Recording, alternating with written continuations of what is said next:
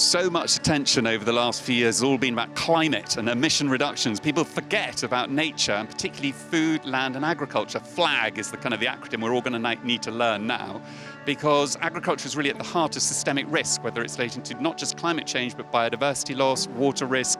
So much that we see around the world is due to agriculture in terms of deforestation, or if it's the freshwater withdrawals, or if it's pollution going into our land and seas. So all of this has enormous financial materiality for investors. And so we are really trying to raise the awareness and also look to form coalitions of investors that we can engage with companies actually trying to make change and see more commitments as it relates to nature, not just for investors, but also broader companies.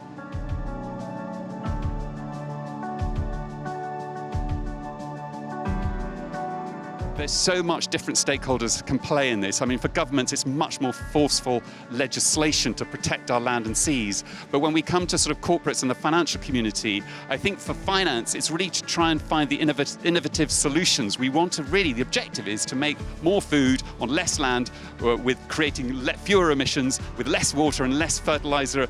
And so to do that, I think we've got to look around the world. Where are the success stories? And Netherlands is just an amazing story because it has an ability to produce food. It's the second largest agricultural producer in the world after the United States, but it's 270 times smaller. How is it doing this? And so we're seeing amazing technologies here.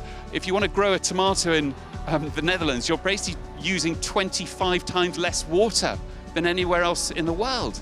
So we've really got to spread these technologies. So it's all about sustainable agricultural practices, but it's also cutting out more and more of the fertilizers, more public policy, more companies. But I think technology really does lie at the heart of the solution to all of this.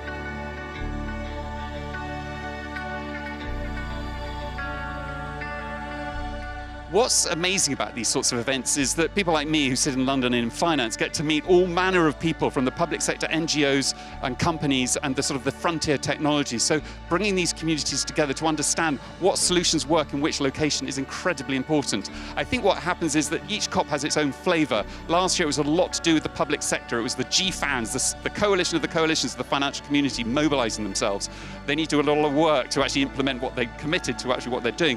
This one seems to be a much more public sector driven one. I think in terms of themes, the change does seem to be appearing. It's not just about climate. Nature and biodiversity are coming up, but they need to do much more to galvanize and mobilize this part of the community, whether it's governments, companies or finance. So nature and food, I think, is going to be the big story over the next year, 2 years, 10 years, because this is where the heart of global risks lie, I think, is in the food sector.